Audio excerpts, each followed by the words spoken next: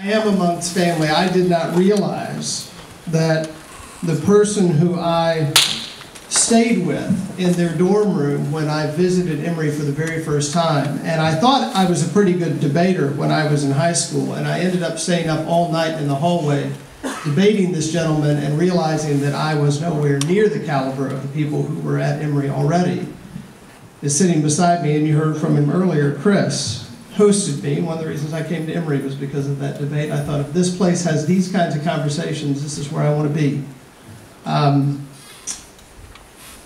It is quite humbling to stand here and receive this award when you hear that list of people who have received this award, and to even be on that list, I'm not sure that I'm deserving. And of course, anybody who stands here and who works in the field that I work in, of course, thinks of Dr. King, who is the quintessential speaker from Georgia. So much of what he spoke about was from Georgia. And so I reflected on the fact that I get to, in my job, be close to Dr. King, literally.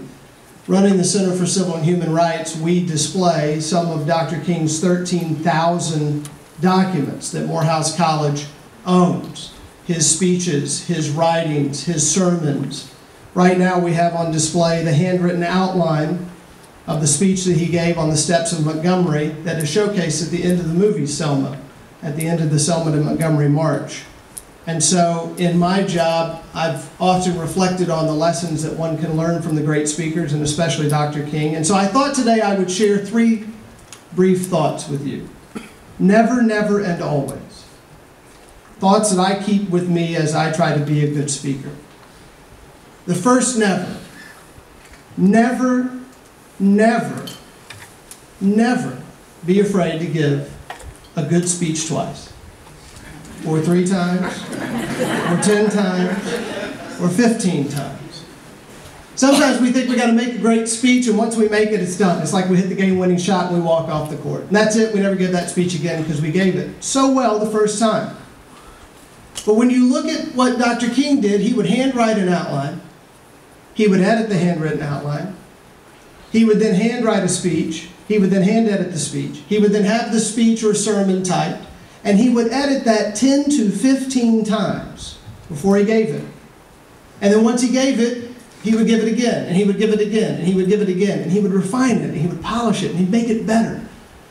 And it wasn't just to make that speech better, but it was also so that it was a part of him. So in case he ever needed to pull it out unexpectedly, he'd be ready. And of course, some of you know the history. Every single word, from the moment he says, "I have a dream," to the end of that great speech, was not written on any piece of paper that he brought with him that day. Those were all words that he had practiced in pulpits and in front of microphones from 1959, when he first gave a sermon called America Dreamer Nightwear, all the way to 1963. He was ready for the greatest moment, perhaps in American speaking history, to extemporaneously bring forward what was not extemporaneous to him. Never be afraid to give a good speech twice, or 3 times, or 10 times. First, never. Second, never. Never use a fact when you've got a story handy. We always, and I say this with great humility, Melissa, because I know facts are so important at this tournament.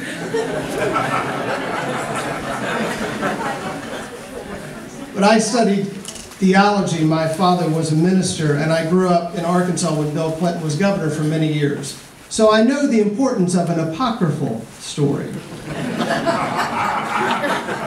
But the reason why I never use a fact when you got a story handy is because facts stick in the head. Stories stick in the heart, in the gut, in our souls. Somebody once asked me, they said, "How do you think that the Center for Civil and Human Rights can get my 15-year-old to care about Dr. King?" "I can't. How can you?" I said, "Have you ever heard of Moses?" She says, "Yeah." I said, "Did you ever meet him?" She said, "No." I said, "Well, how do you know about Moses then?" She said, "Well, I heard the story." I said, "That's how." We tell stories because we remember stories. Because stories get at truth. Stories stay with us. Never use a fact when you've got a story handy. And finally, the always. And the always is, remember that you are always the one giving the speech.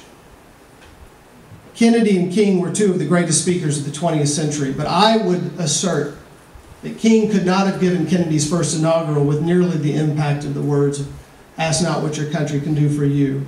And that certainly Kennedy could not have walked to the other end of the National Mall and given the "I Have a Dream" speech in the same way that King did.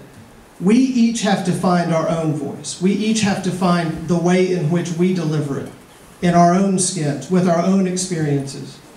Working in civil rights as a white guy from Arkansas, doing whatever it is that you do. We have to be the best speaker that only we can be. Not another King, not another Kennedy, not another Lincoln, but the first of who each of us is. Never, never, and always. I'll leave you with this. When we started the project, Shirley Franklin asked for advice from other mayors around the country. Best piece of advice she got was from the mayor of Denver, who said, "You're going to work on a lot of things. You're going to do a lot of things. You're going to respond to a lot of fires. You're going to answer a lot of emails. There are a lot of things that you're going to have to do. You should always carve out to work on something that's going to matter 50 years from now. Because the simple act of working on something with that kind of longevity will change the way that you think about the world and will change the way you think about yourself." I hope that each of us 50 years from now will have worked on something that matters. Thank you so much for this award.